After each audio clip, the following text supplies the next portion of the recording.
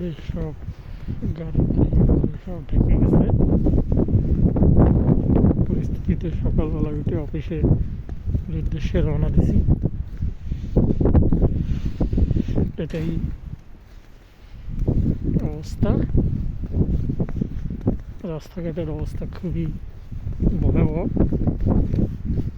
প্রচণ্ড ঠান্ডা।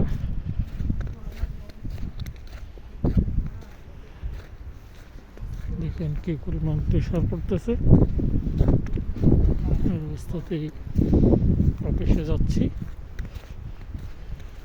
অফিসে যাওয়ার পথে প্রচণ্ড ঠান্ডা, একেবারে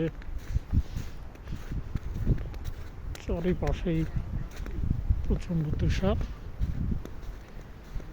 দেখতেই পারতেছেন।